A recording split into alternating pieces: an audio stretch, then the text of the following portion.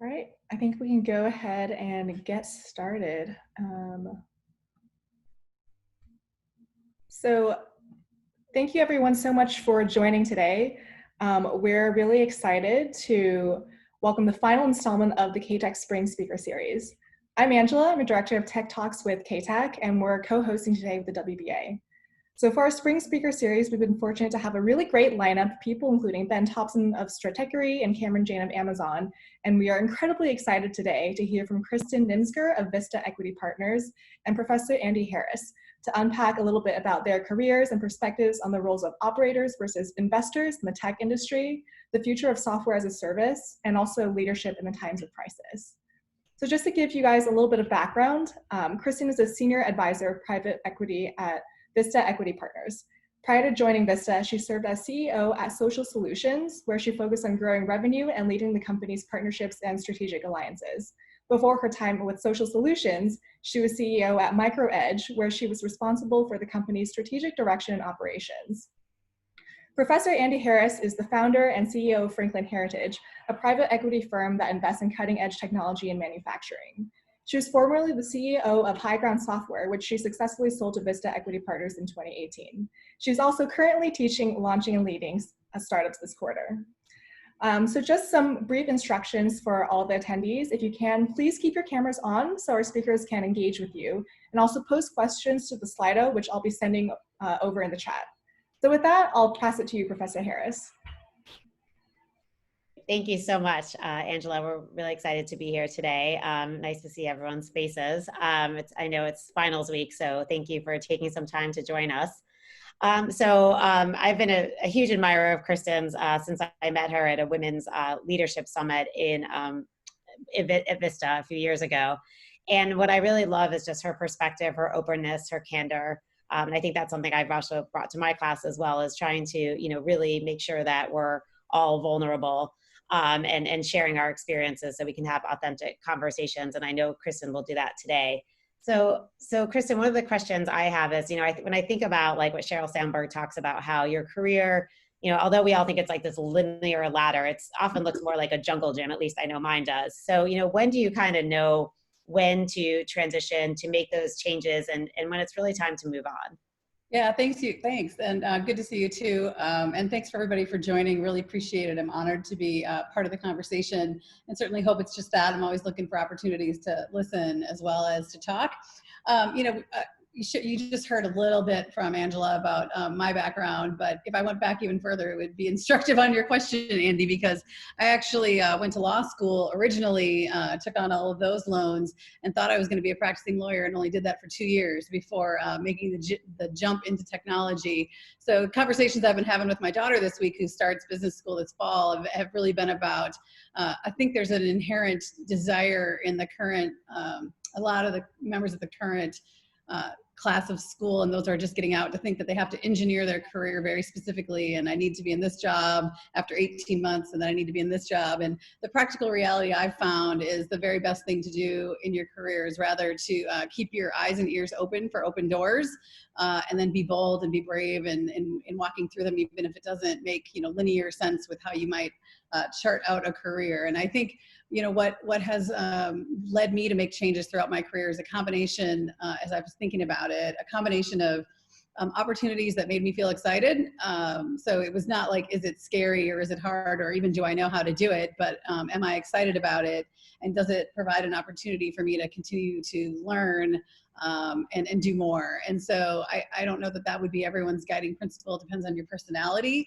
But to me, if I'm dreading, getting in the car and going somewhere in the morning, or logging onto the Zoom as it may be, it's time to make a change. But really, for me, it's always been about ensuring that wherever I am is something I'm excited to be doing and where I'm learning. How about you, Andee? Yeah, I think that's probably pretty similar. One of the things that I've always done early on in my career is think about, every day, like, what are the things that made me feel strong or happy today, and jot those down. And, and this is really if I'm thinking about moving on, and I really want to be like honest with myself, because sometimes, as Kristin knows, as CEOs, or, even as leadership in any type of company, you're playing lots of different roles, you're wearing lots of different hats, and some things you enjoy more than others. So being really like like almost like a researcher. I actually teach my my students a phrase: "Don't get furious, get curious." And it was actually, I wish I could tell you who told me that, but my field hockey coach used to say it all the time when I would get frustrated because I was a Division I field hockey player in Michigan. And I used to get like annoyed if I wasn't playing well. And she's like, well, look introspectively, why are you playing this way? What could have, what could have happened? And I've used that really throughout my entire career because it's an easy thing to remember, but really thinking about, rather than getting upset about or frustrated about a situation at work, really thinking about, what did I do well today? What did I like today? There's actually now an app called the 5-Minute Journal app that I would recommend to anyone. And it's really the idea, like you set your intentions for the day. What are my 3 intentions for today? And then at the end of the day, it sends you, you can set the timer and it will tell you, what are 3 things that you felt good about that you achieved today? And I think especially as startup CEOs and just CEOs in general, we're like, oh, I messed this up. I screwed this up. I didn't do well on this. And then to really think, okay, I did actually do 3 things well today, even if it was like, not yelling at my kids in the morning when I was trying to get out the door, but really trying to give ourselves sometimes a break. I think is also a good way to think about it. So when I'm making that list and thinking about my day, like if I just feel like Kristin was saying, if I'm just not passionate and excited about what I'm doing, what I'm building, what I'm giving to my community, then I know it's time for a change. I had a mentor say to me, I don't know, maybe it was 5 or 10 years ago, probably 8 years ago, to pay attention to feelings of relief and to write it down for a period of 2 weeks, which sounds odd because you're like, why do I need to pay attention to it? But if you write it down, what you find in the pattern is you either feel those feelings when you get to work or when you get home or when you talk to certain people. And if you find that you feel them when you leave a situation really consistently, then maybe it's time to change that situation. And so I thought that it was a corny exercise I didn't want to do, but after I did it for about 4 or 5 days, I thought it was pretty instructive. Yeah, I like that one. That's a good one. I know. I feel like there's a lot of these corny exercises and then you do them and you're like, oh, wait, I actually learned a lot about myself. People know what they're talking about. So yeah, and I think that the other thing that you brought up, Kristin, is just like the risk reward, right? I mean, and I talk about this in my class a little bit around, everyone thinks that entrepreneurs and that people are that we're risky, that we're like these crazy, no whole bars, like we're just going to go run out and build these crazy businesses. But a lot of times we're really calculated with the risk and opportunities that we're taking. And so I really do look at every opportunity and do weigh what's the risk reward of this opportunity, and bringing in sort of also the personal side, right? I mean, both Chris and I are moms and, it's thinking about just what does this mean for my personal life? What does this mean for, my ability to see my friends? What does it mean for my ability to, balance that and making sure that I'm bringing in lots of different, data points as well. And then the last thing I would say is just, I love this notion. I learned it from when I worked for Marcus Buckingham, but the idea of having a personal board of directors, Kristin and I both deal with boards, whether we're running a company, whether we're on a board. And, I always think we have boards for companies. We need boards for our own personal life and our own decisions. And so, I definitely kind of have my people, my personal board of people that I go to for advice. And depending on what it is, I really love having all those different perspectives. I think that really helps because sometimes we get stuck in our own perspective, right? And we don't really see the outside perspective. Yeah, and it's super important. I hadn't thought about it as a personal board, but I definitely have those people and I know who they are and they know their jobs. But I think the most important part of having that network is they tell you things you don't want to hear and they tell you things that you wouldn't tell yourself. And so I think that that has gotten me through many, many things. And I have a couple of women I went to both undergrad and law school with. Strangely, we've stayed connected. And if I'm stuck, and it's usually, they know me well enough after 25 years, or 5 years, I'm only 29, but they know you well enough to know your weaknesses as well. And those are the people you need around you. Yes, I said when I was 29 before quarantine. Now I think I'm 16. Exactly. So you made that transition, as have I, around going from that operator to more the investor side. What's been your take? And I know it's a relatively new change, but what you've been with Vista for a long time in general, running a portfolio company. So yeah. What the good, the bad, the ugly, what are some of the things that you've kind of noticed already in that transition? Yeah, I guess I got to the point about a year ago where I felt like I'd really accomplished a ton of what I wanted to do within this current business. And I started thinking about the arc of my career, and that Social Solutions is the third business. It's the fourth business I've run, but one was a short stint, which is another conversation about knowing the kind of organization that doesn't fit you culturally. But it was the fourth business I've run, and I was feeling really good about where we were getting the business. And I started to think about the arc of my career. And even though, no one would have identified as I graduated from law school that being, private equity SaaS investor was necessarily where I would be 25 years later, I started to think that I had, over the course of that career, experienced a lot of things that could be valuable to other people trying to execute growth or trying to execute transformation or turnaround, et cetera. And Andee and I were talking the other day about even interacting in the current crisis around coronavirus.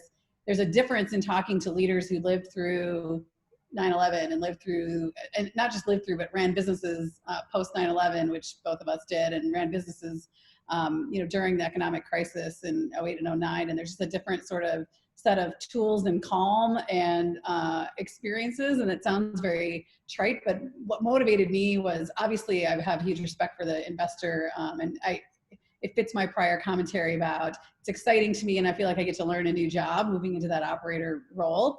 But I also feel like my experiences are something that I hope will be able to help a slate of CEOs in the portfolio and in our fund that haven't necessarily seen the exact same things, and just provide another perspective. So that was exciting to me as well. Yeah, and I think for me it was similarly, like I think I'm always trying to mix it up, learn something new. How can I grow my skill set? And so the two things that really interested me were, one, the ability to do it in manufacturing space, because I'm really interested in that intersection between, and it's really kind of more industrial technology, but the idea, so I'm an avid Peloton rider, and really the idea of taking something that was a manufactured product, adding a component of technology onto it, and really thinking about how that product is sticky, it totally changes that product. Almost, if you guys are familiar with the concept of like red ocean and blue ocean, right? As entrepreneurs, we're always trying to find that blue ocean, that differentiate something just enough that it has a different value proposition. And so that was really like what excited me, the idea of even getting to do some R&D and like really see exciting, cool products in the manufacturing space, and really around climate change, social impacts. There's just so many cool things that are happening in that space. And I felt like it was really ripe for disruption. So that was really kind of why I just wanted to almost be a student again, having to learn. Like the entire steel industry has been some good and bad learnings in that one. But still, just once again, I feel like I'm learning and growing. And just like I had told my students, like the opportunity to teach at Kellogg this year was also a way of just constantly, I want to challenge myself and say, like, this is something I really want to do, or this is something I don't want to do. Because Kristin, back to your earlier point, like, although I feel ancient, like I still haven't figured out what I want to do, with the rest of my life. And, and so I think it's really important for people to understand, like, we're still figuring it out. And I think the best way to do it is almost when you're bringing a new, product to market, you're test marketing it, right? I'm test marketing. Do I like teaching? Do I like being a professor? Do I like doing private equity? And nothing is an absolute. So I think to your point, about your advice to your daughter, I would definitely agree. Yeah, there are very few decisions that are permanent. And so all the best things I've done in my life, both personally and professionally, have been things I was at least some degree uncertain about, or felt like had some degree of risk. But those have been the best decisions. And so I think just to recognize, go ahead and make it and try it if if your intuition is telling you it's the right thing, and it may or may not be. And then you just have to be ready to adjust later, and that there aren't that many permanent decisions. Yeah, definitely. So switching gears a little bit around like SaaS, and what are some of the things that excites you most about SaaS specifically? Like, I mean, obviously we both talked at a high level about investing, but what about SaaS? Yeah, and I think I would say I fell into it almost at the very beginning of my technology career. I moved from the law into a business that we hosted software and documents for lawyers. So it was that was the transition point, and I ran that business for about a decade and learned a lot before joining the Vista portfolio. And I think I love being part of this, and you and I, Andee, have talked about this sort of Venn diagram of private equity world, which to me affords you the most latitude to really make change in a fast pace because you're unconstrained by some of the elements of publicly traded companies, et cetera.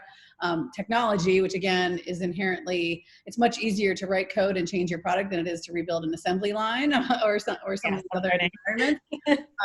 And then, in the businesses that I've been part of, in the investments that I've been part of, there's also been this element of social good. And so to me, that's sort of the unicorn of all the things that I care about and that motivate me and play to my personality, lining up together. But I think, I've personally gravitated to and stayed in the SaaS software market because to me it feels kind of like the great weight of gravity of where the world is going, and there's some really unique elements of the business model that appeal to my nature both as an investor and an operator, not the least of which is when you put everything into the cloud, and I'm telling you things you guys have already heard in class or learned in your lives already, but when you put things into the cloud, it unshackles you from so many elements that typically constrain business as well as markets and customers. So once we're in a cloud environment, our end clients have on-demand access to expanded capabilities and capacity. Like they're not constrained by the need to buy hardware. They're not constrained by the need to hire people. They're not constrained by all these things. And so with a switch flip, they can do more, they can be more, they can impact the world to a greater degree, whether that's private sector or public sector. And as running those businesses, as I said a minute ago, we can change and pivot what we offer on a very short time frame. And so you can be very responsive to the broader evolution and needs of the market. And even in the context of, I don't know if everyone saw Apple iPhones last week put out an update overnight that said it would recognize if you were wearing a mask and allow you to enter your password in a fast fashion. Like, it's a prime example of the world needs something to change. And when you're in a SaaS software environment, you can push those changes on a dime. And as an operator, that's motivating. And it also allows you to correct mistakes because as long as you're listening to what happens, if you put out something that isn't right, you actually have the ability to be very agile and the true meaning of agile development and evaluating the impact of anything that you push and make a change really quickly. And it allows every organization, in my mind, to focus on their core capability. So if I'm a business that does a particular function, I don't have to be in the business of technology. I can push things and that I can push that capability to whichever software provider. So from my perspective, it's been a fun, fast-paced sector to be in that has, I think, is going to continue to take over the world. And I know others, Robert Smith, who's the founder of Vista, is fond of saying it's the fourth industrial revolution is the push toward cloud technology. And I think the final thing I'd say, at the risk of being long-winded, is that the beauty of the SaaS business model is the insights that can be gleaned from all directions. So once you have your software deployed in a cloud environment, you can see in real time what your end clients are doing. How are they using it? Where are they clicking? What are they clicking out of? Where are they staying? And in many cases, you can engineer your customer agreements such that you can aggregate and anonymize that information to provide insights back to the sector. So that's been a great deal of fun. And I think that, we'll continue to move in that direction. Yeah, I definitely, of course, the running joke I have is I ran a services business. So I started my career with Anderson Consulting, which obviously became Accenture. And then in 1999, when I was 26 years old, I was like, this business model is horrible. I can do it better than Accenture. There you go. You did. And so I did. And so I started a consulting business in 1999. The point is I sold it in 2011 to a publicly traded firm. However, I sold it for a 1x revenue. Well, that was right when the .com was hitting. And all my friends were like, I just got an 11x multiple. I was like, what are you doing? So I joked that it was really, I moved into SaaS because I was like, what? But truthfully, I think I always had a love of software and product, and really because the idea that you can deploy something quickly, you can really radically make a change faster when you're dealing with consulting, which obviously I love it, with my born and raised as a consultant, but it's one-on-one. And there's a lot of, variants that kind of go on in a consulting business and idiosyncrasies. And so I think for me, really just having the software experience has been really exciting. And I think it's such an awesome industry. And even seeing it in the steel manufacturing side, how if companies are willing to look at things like data analytics and IoT and around, machinery and retooling, really it can make a huge impact in those spaces. Yeah, it's every single industry, whether it's truly tech primary or not, has become a tech industry, and manufacturing is a prime example of that, right? Because if you think about all of the data and the information and the automation that goes into that, and even, you know, banking, groceries, every single industry is fundamentally also a tech industry. Yeah. It's become the plumbing that really drives the economy, and and it will continue to become the plumbing that drive all of the underlying fundamentals. And so I think educating yourself about that, even if from a business school perspective, you go into, you know, banking, finance, you go into some other area, recognizing that technology is the lifeblood of the modern economy, I think is important. Yeah, that just made me think. I got a call from a recruiter last week and about a tech company. And I was like, oh, what's the name of tech company? And she's like, oh, Discover Financial, Discover Credit Cards. I'm like, that's not a tech company. And then sure enough, on their website, we're like, we are I forgot I said like the digital, I was like, oh, I guess they are a tech company now. Never thought of it that way. But so yeah, to your point, I think the underpinning and really understanding that technology and foundation is really in every business has a little bit of being a tech company. And if they're not, I think they're becoming obsolete, right? I mean, we all talk about the blockbuster, you know, Netflix example, right? Where they just didn't switch enough, you know, soon enough. And so, you know, and obviously in the COVID time, there's a lot of business models that I'm sure were like, oh, I wish we were a little bit more tech enabled at the time. You know, we were joking, I think, Kristin, about Skype and Zoom, right? Like Skype had like an 18-year advantage, and yet somehow we're on a Zoom call right now. So, you know, really thinking about how it's so important to think about, you know, SaaS and think about the future and what could potentially impact your business and being able to pivot when you need to. Yeah, and I think that's probably the most important aspect of what lies ahead for all of us that are in the business and technology community today, is recognizing that pivot to SaaS was inevitable, is inevitable, and that every industry is becoming tech. So tech, ed tech, like you are just education business, you know. But I think what's really important is for organizations to try to look around that next corner and figure out what is that next evolution that doesn't get missed, so that Netflix doesn't become Blockbuster.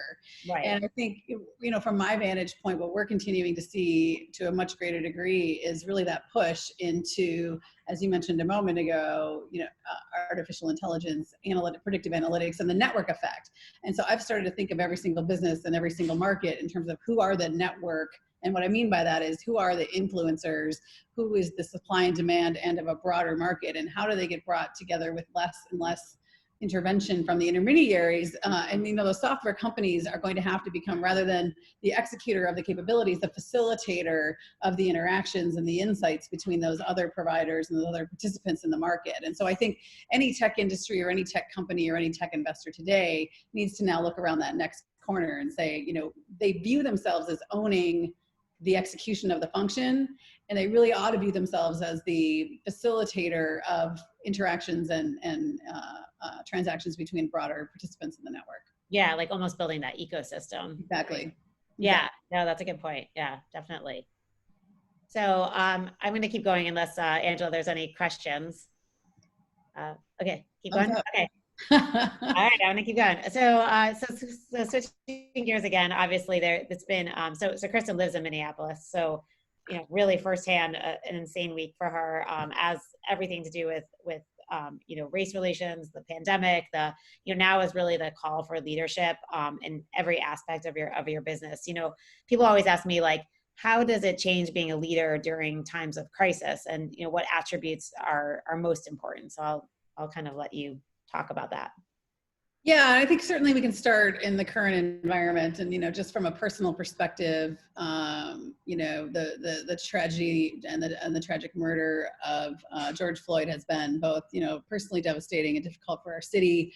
And you know, Andee, you and I have been talking ongoing over the last week or so. I think it's been at the end of all of this, I think we will view this era as positive, because we're starting to see the great weight of listening and true change in organizations that, you know, largely have been on the sideline of social justice and reform. And so I think, you know, in our house, we were discussing yesterday that there's this strange but probably very fortuitous connection between the pandemic and this particular topic, because people are at home and people are able to participate, and people are able to get out in the street, and they're able to communicate with each other, whether online or otherwise, in a way that if we were all commuting to offices 9 to 5 would be much more difficult. And so my only hope in all of that is that the confluence of circumstances is going to result in greater societal change.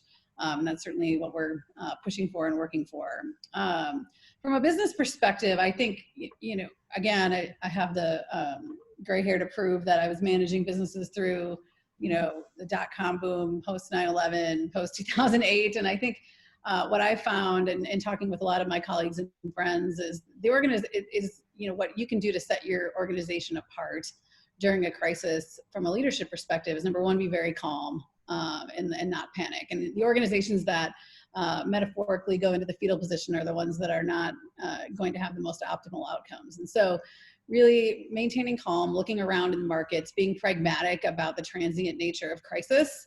And then, a wise person once said, never waste a good crisis. And what, that means from my perspective, and what, I made the transition at the beginning of April. So, right in the middle of the pandemic. And I felt good about the handoff to the new CEO, only because we had done the right things, in my opinion, leading up to that transition to, be vigilant in the way that we manage the business, but also being responsive to changing economic circumstances. And so, we made a very strong push to try to calm the employees, let everybody know they were going to continue to have a job, let everyone know. And again, we sold into the social services sector that, the needs of our end clients are going to be more important than ever. But recognize that when there's uncertainty, and all those on the call today are going to ultimately be in leadership positions. And one thing someone said to me many, many years ago when I made my first acquisition, there's a director of corp dev who walked in my office, and I was trying to figure out an integration plan, and I was worried about breaking things. I don't want to break that. I don't want to break that. And he said, Chris, clay is never softer than on the day you sign the deal, which this applies to a crisis as well, because that's what it feels like when people get acquired sometimes.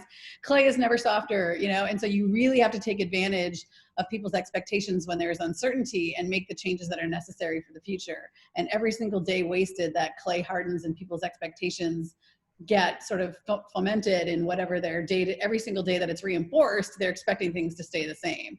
And I really took that to heart, and in every aspect of every acquisition we've ever made, which is, if it's absolutely necessary to make change, make it clearly, transparently, and with high velocity, and really explain why, and do it quickly so that people can adjust to the new reality. And I think those same principles hold in the context of managing through a crisis. We made a significant change in pricing. I'm also on the board of Komen, Susan G. Komen, and as you can imagine, the run, walk, race fundraising cycle was completely obliterated this year. And so we had to say, what are the ways that we interact with that broader network of affiliates that we've always wanted to change, that we now have to change because of the current environment? So my piece of advice there is take advantage of soft clay opportunities, and really make change, and make sure that your organization is resilient for future evolution. Yeah, and I'm going to keep going with this because it seems like I'm looking at the chat and there's some questions around our leadership and thinking about this crisis. And I think the other thing that I've just talked to a few people about is people are like, well, do we have the culture to withstand this, or do we have the right culture or the good culture? So really thinking about I've given talk before around this at Kellogg, but the idea of cultural alignment, and just, it's not a good culture or a bad culture. It's just, does the culture align with like your goals and what you're trying to achieve? So I always try to tell people it's not a good culture or a bad culture. It just, does this culture make sense? So for example, if I'm a gaming software company in the esports space, I'm going to want to have an organizational design and culture that allows for a lot of collaboration, a lot of a flat hierarchy, all of those things. Whereas if I'm in a more of a in the military, for example, right, you need more of a command and control model. That's a very different culture. It's not that culture wouldn't fit with a gaming industry. So just making sure you have cultural alignment, and I think that that's even more important now.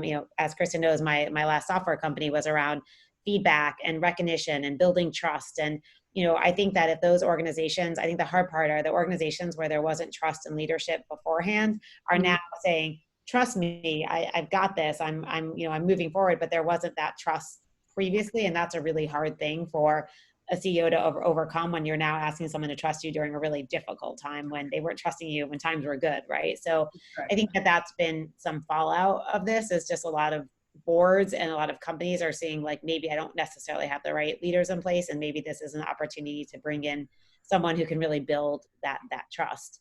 And then the other thing I was going to say is just, you talked about listening and how we're all taking a little more time to listen to our employees, to listen to how people are feeling, which I think is really one of the greatest gifts of the pandemic, of all of this. But I think, David Rock wrote a book called Quiet Leadership.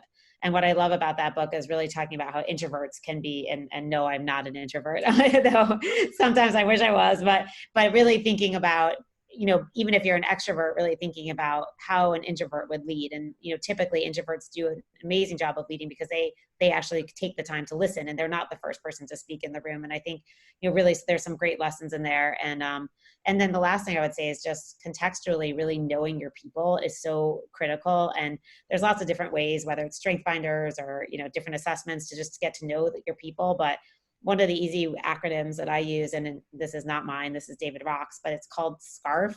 And really what it stands for is we all have like neurological needs within our organization. And SCARF stands for status, certainty, autonomy, relatedness, and fairness. And depending on, where you're going and what you're doing, for example, if I'm going into a startup, then if I'm high on the certainty scale, it's probably not the right move for me. But if I'm high on autonomy, then maybe, I can get through this. So really knowing that, like, for my employees, that knowing that like what's most important for them right now, whether that's relatedness, whether that's certainty, giving them certainty during uncertain times, whether it's relatedness, making sure that you're reaching out to them a little bit more if relatedness is high for them, making sure you're making that extra phone call, or you're just, even like silly things. I sent my employees all pizza like 3 Friday nights ago. I just said, hey, have a pizza party on Franklin Heritage and UPG, and really, just order in. We just ordered local delivery services, and it showed up and had pizza for everybody, just to do something small to stay connected. So I think that's the other really important thing during this time. Yeah, I think on the point of culture, just a couple of really quick points. I think, one, especially because so many of the people on this call today are going to go on to lead organizations, I think it's important to recognize from a leadership perspective that culture is descriptive, not prescriptive. So you don't write down what you want the culture to be, slap it on the wall and on a mouse pad, and then that's the culture in your organization. It's something that exists in the interactions between the individuals and the way that they speak to each other. What's the velocity? What's their degree of accountability? Do we all show our homework, or is this a, do your own thing? And you can create the culture, but it is descriptive. It is not prescriptive. And so I think you have to be very unflinching and looking at the reality of the organization. And one of the things I've done in every company is go in and form a task force to tell me what the culture is when I inherit it, or even if it's 3 years after I've been leading it, tell me what culture we've created, because it may or may not have been the one that we intended to enforce or reinforce, and being willing to evolve in that regard. And I think also, both from whether you're the CEO or whether you're a salesperson or any other organization, any other position, you need to recognize that looking at what that culture is, and then looking really hard at yourself and figuring out if that aligns. There's been some consistency, and Andee, you and I have talked about this before. I think it comes from when you lead an organization in the CEO chair and you have a set of philosophies. Over time, if you're like a strong, visible, vocal leader, those things are going to permeate. And for me, it's been, super high velocity, transparency, and accountability are the things I always talk about. And when I interview other executives, I try to describe those things and describe that culture really clearly. And I always say to people, when I'm telling you about the way that we work, you're going to have one of two reactions. You're either going to think, those are my people, I'm really excited, or you're going to start to feel nervous, like, oh, I don't know if I like that. But I think people don't always listen to that sort of flinching that they do inside, because they think, this is a private equity firm I want to work for. This is a company that's a Fortune 500. This is a title I don't have on my resume. But you don't experience 9 to 5 or 7 to 7 every day, the name of the company or the stock price or the title. You experience that culture every day. And so I think it's super important that you really examine whether the culture in that organization fits who you are and is going to make you feel those feelings of excitement and relief and reward and fulfillment, because the rest of it is, shows up on your LinkedIn, but doesn't show up every single day when you try to wake up or go to sleep. And so I think I always say that to the executives in my business, and I would encourage, people evaluating opportunities post business school to think about that alignment as well. Yeah, absolutely. So I think, Angela, do you want me to open it up for, I know you're chatting me some questions. I wasn't sure if you wanted me to continue with those questions, or did you want to open up for questions? Yeah, we can do either. We can move it open to questions if you'd like. I know there's a couple people who wanted to go off mute and just ask you directly. Sure. So Let's do that. All right, so we're gonna try something new. So I know we're using the Slido, but feel free to also raise your hand. I can call on you so you can come off mute and ask the questions live. I think we had the first question from Jason. Thank you, Angela, and Kristin and Andee. Thank you guys for your time. I was actually spent the summer at VCG with CJ.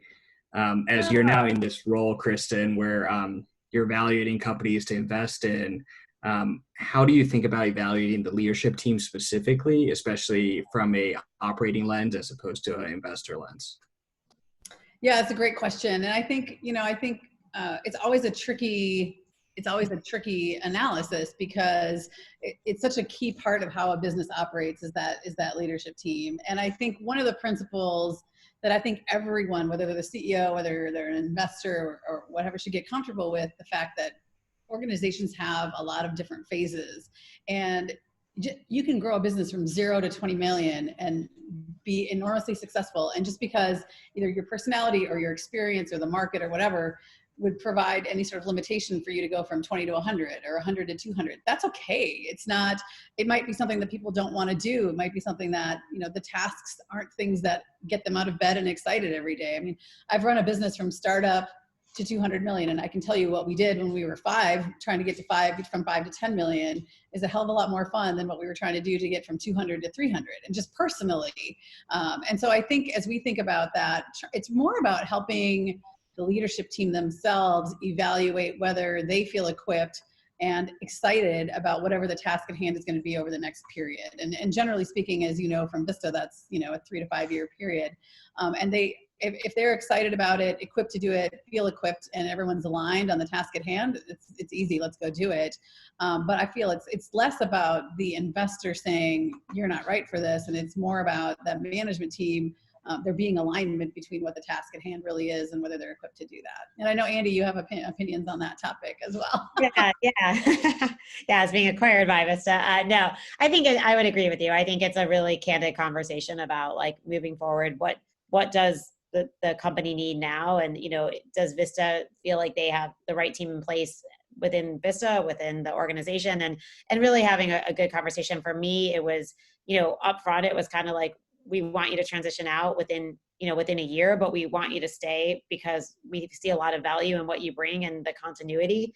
And then let's revisit it in a year. And I think it was a very mutual discussion around just me being a little bit ready to move on, and Vista being ready to kind of bring in someone that they felt could grow the company kind of to that next level. So it was definitely, I feel like, a very collaborative conversation.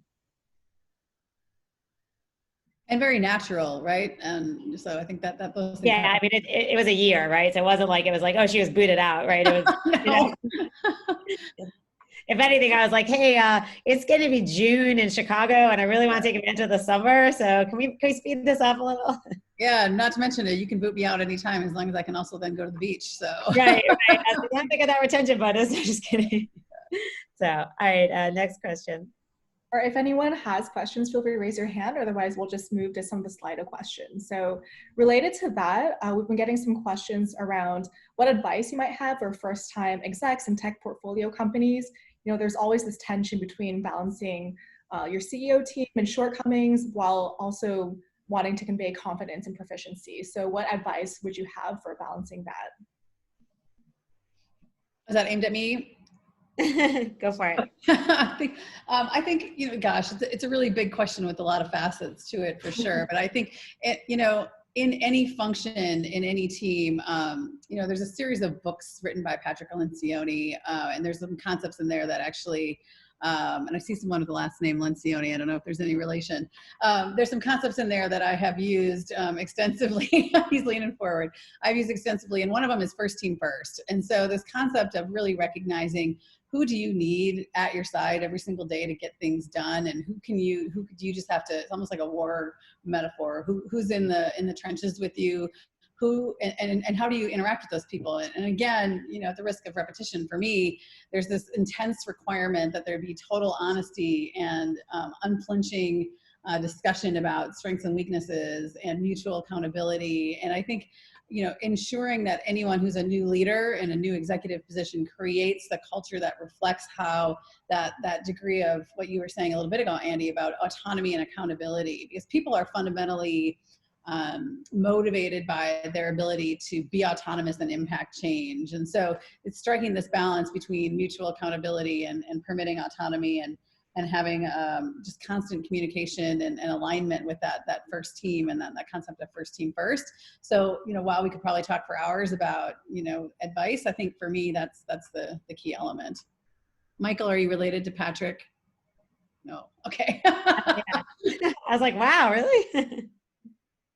Yes, I would totally echo his books as well, and totally agree. It's all about, candid conversations, and I know, leaders say that, and if they don't actually mean it, then I think and that's something that's really important to you, then that's one of those, it might be the right time to leave. I certainly have, I don't, as people know, my class, like I don't sugarcoat things. And so often, that's you either, love it or you don't love my radical candor. So I know that for me, I need to be in organizations where radical candor is certainly appreciated.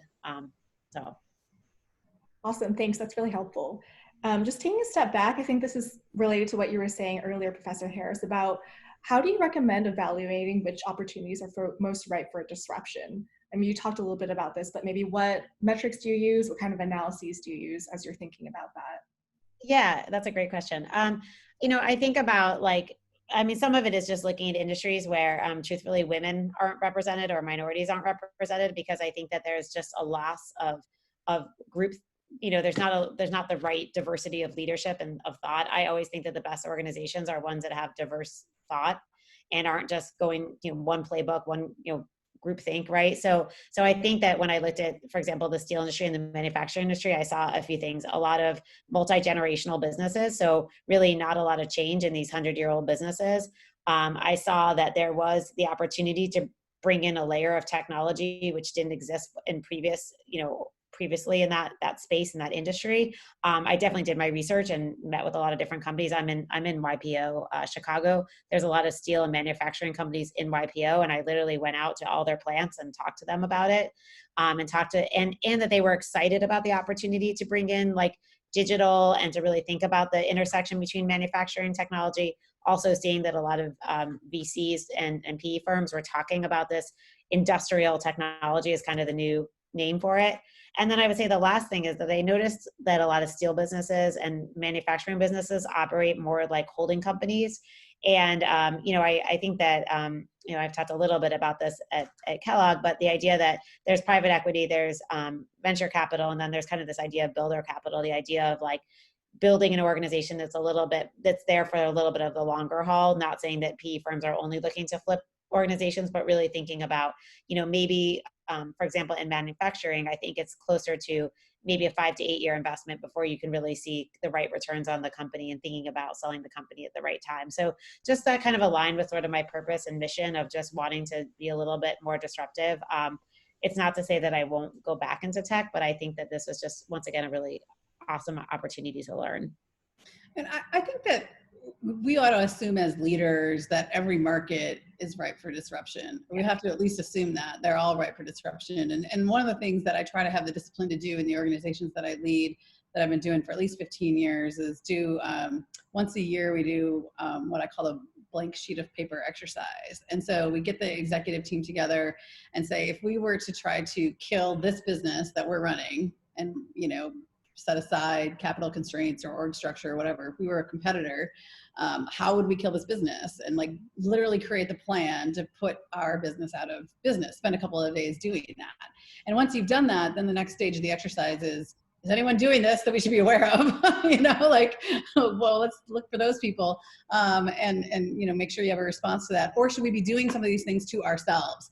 And that's some of the hardest conversations. And I remember that was actually what led me to leave an organization many years ago. Was we did this exercise and we realized that what we really needed to do was completely change the pricing model because the market was moving in a different direction. And we had this great weight of our, $250 million of revenue built on this model. And, I was saying to the investors, if we don't pivot, the way that we're pricing this particular service slash product to the market, we're going to get crushed by these people who are doing disruptive things over here.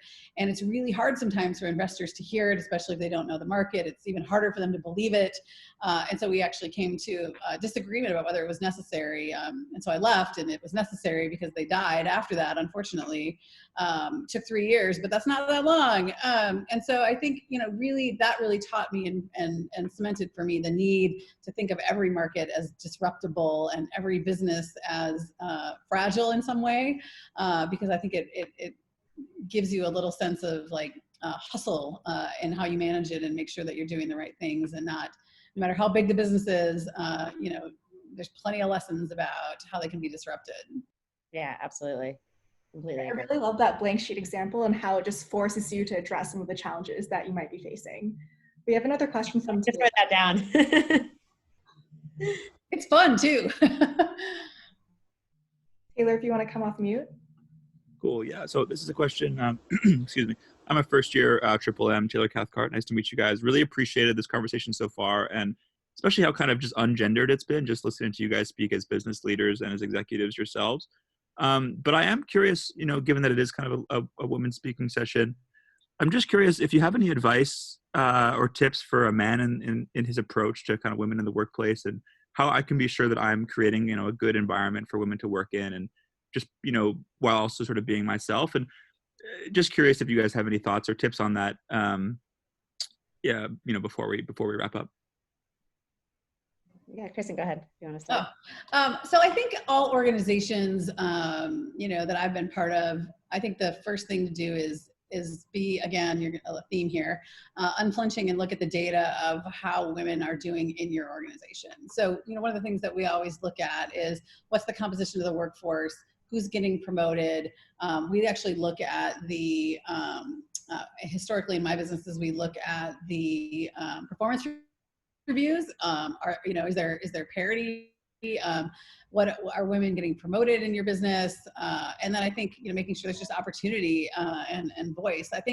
I'd like to think we're going to arrive at a time where we don't have to talk about that quite so much, but particularly in tech and in finance, it remains a very clear topic. And one of the things that, they're so simple. It's just like, make sure that your significant hiring has a diverse slate of candidates. And that applies well beyond gender. And I don't care, where you live, and I don't care if your city, you don't think you have, the opportunity to do that. You always have the opportunity to do that. And what Andee said earlier to me is what's always resonated most to me, which is the organizations objectively, and there's lots of data, the organizations that perform the best from a financial perspective are the ones that make the best and most nimble decisions. And those organizations, without fail, are comprised of decision makers that have a diverse slate of backgrounds. So whether that's gender, race, socioeconomic status, geographic, whatever it might be, the more diverse the thought process, the better the decisions. And so I think as leaders, ensuring that all the major decisions have that element, as well as making sure that every voice is heard in a decision process. And again, most of you will go on to be leaders. And I think someone said earlier, there's a reason introverts do well, and I'm not an introvert either. So I have to be very cognizant of the fact that as soon as my voice is heard, it's going to probably be the last voice that's heard. And so making sure that as leaders, you're providing space for all of those diverse perspectives to not just be present at the table, but be heard, and really taking them into consideration and making sure that your voice is probably the last one to be heard. That would be my point of view.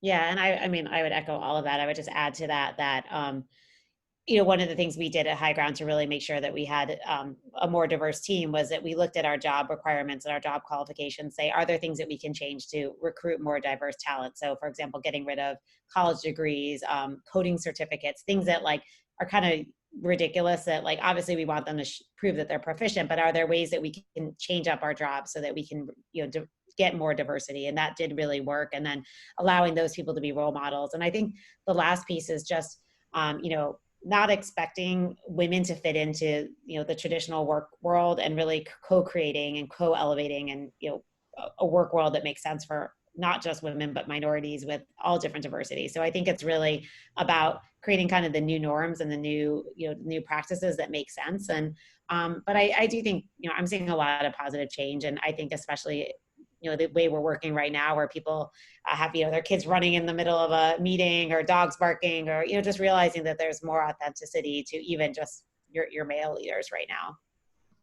And one of the things that we do across Vista, and I know Andee has had experience with this too, is to try to ensure that the people that we're putting in jobs they don't necessarily have to have the resume from the right school or the right job, but we do every single job across every Vista portfolio company and the firm. You take a cognitive test and a personality test, and we try to put people into jobs that have the raw cognitive capability and the personality that has the drive to succeed and fit with that particular role. And we will put people in those, myself probably included back in my first role. And actually, when I was at MicroEdge, there was a gentleman who was in the mailroom at our organization. And we give this test to everyone when we acquire a business as well. And he took this test and had really off the charts cognitive skills, but more importantly, the test said that he was going to be really good at software testing. This was a little bit before agile development, because I'm not that young, but this was back in the waterfall days when we had separate software development and test groups. And so we asked him if he wanted to move into the test organization. He's like, I've never done anything like that. Long story short, 3 years later, he was the director of software quality assurance, and he's now in line to be a CTO in the Vista portfolio. And so I think looking at people and their raw abilities and then operating as a meritocracy is super important. And instead of only looking for people with certain schools or certain companies or certain jobs on their resume is really important. Yeah, I would totally agree. I will tell you though, that test when you're required is the scary, like, I had to say to my place, don't worry about it. You will not get fired if you don't pass it. It's a very, very stressful time of the acquisition. That was like one of the worst meetings I had to tell my employees. So now you have to take a test. I know. And a lot of us are out of practice of taking standardized tests. We're like, oh my God. I know, there's no doubt about it. But it actually, it does make sense when you tie it into the broader vision of what Vista is trying to do. That's what I believe. So, yeah. We have a question from Panama. Awesome, thanks, Angela, and thank you, Kristin and Andee. It's been great so far. So, Kristin, I was struck by something you said a while back around what's kind of the next revolution if tech is kind of taking over education, insurance, etc.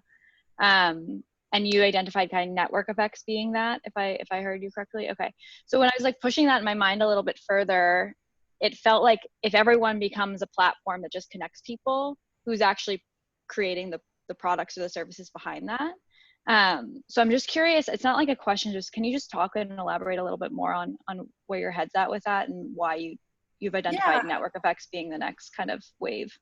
Yeah, and I think, this is just my humble opinion, so there are probably people smarter than me on this topic, but I feel like fundamentally, when I think about the capabilities in a SaaS software environment, it is that facilitation. And so, whether it's facilitating data to be entered or aggregated or insights to be provided back, there are generally people on all sides of that data. You can look at it from a financial services perspective, education, virtually every industry. Those are the examples I gave earlier. But if you think about the insights that can be gleaned, I actually think that the capabilities of that platform can also be sourced from that broader environment and from that network environment. And so one of the things that we were doing inside of Social Solutions is really using some cutting edge technology to identify what were people doing with the platform and how are they interacting with it? How long was it taking? What things did they do and not do? And we started to have little pop-ups where they could interact and tell us if something was easy or hard, or if they had to click on a video a lot because something was or didn't make sense, or we were getting a lot of feedback that we didn't have certain capabilities. I feel like fundamentally the functions of the platform belong to the market in which they operate. And so just flipping the concept of who owns the technology, and it's we're driving this ship and it's our business and we're going to build the things we want, to really being very externally minded and thinking about and really looking deeply at the ways that the various stakeholders in the market, not just the users, but who do the users report to? Where does the data go? Because I might have a platform that's fundamentally used by case managers, but that data is being aggregated and provided back to executive directors and then ultimately to funders and state government. And so thinking about that stakeholder environment and from my perspective, getting the insights on the future direction of the platform from that broader environment as well. Awesome. Thanks so much. course. I think this is probably the question we'll end on, and it's looking forward into the future. So I think a lot of people are feeling kind of the tension again between data analytics and the human touch. And so we'd love to hear from both of you regarding how do you think about integrating SaaS platforms into things like human behaviors, culture, and processes?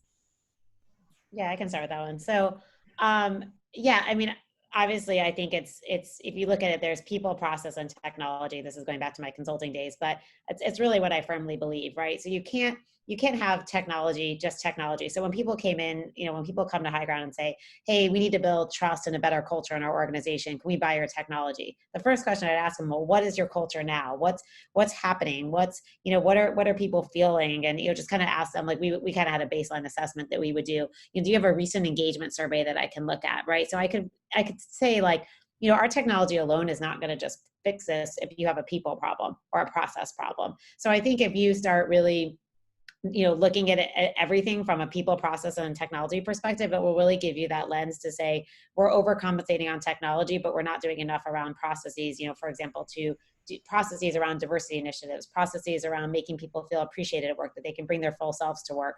Are we not doing enough around the people aspect? Are we not doing enough coaching, feedback, recognition?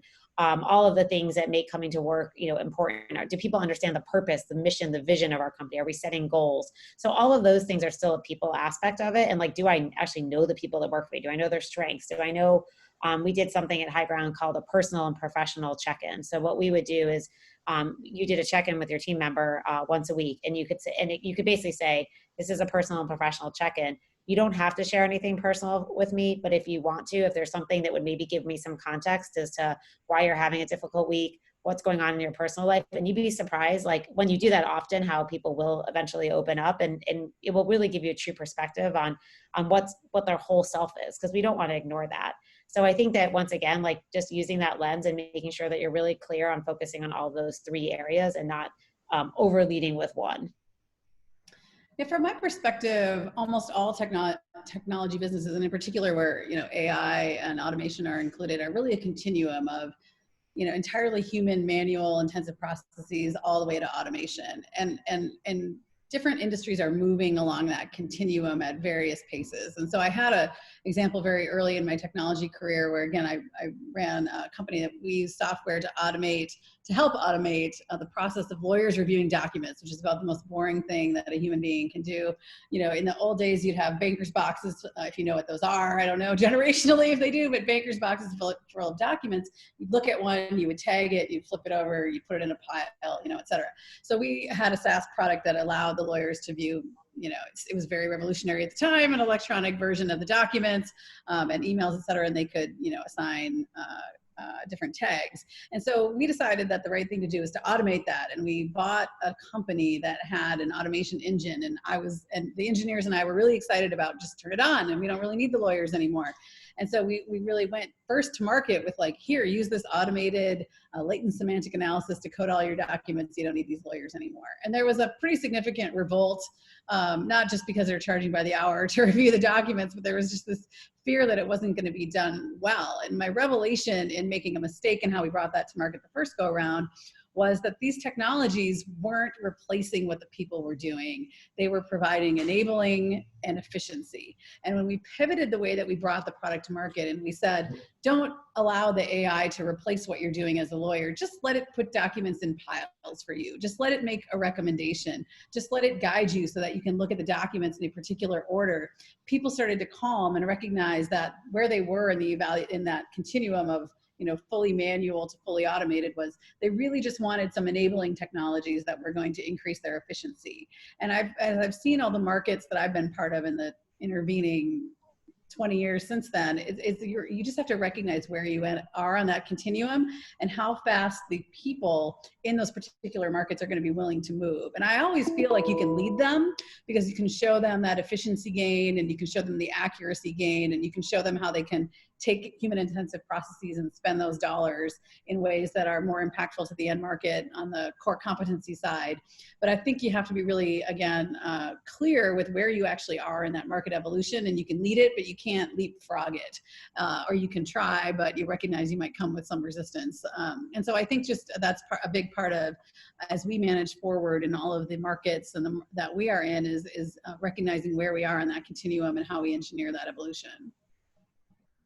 Awesome, that's really great food for thought. So with that, we're just about out of time. So wanted to once again thank you so much, Kristin and Andee. This was a really great conversation.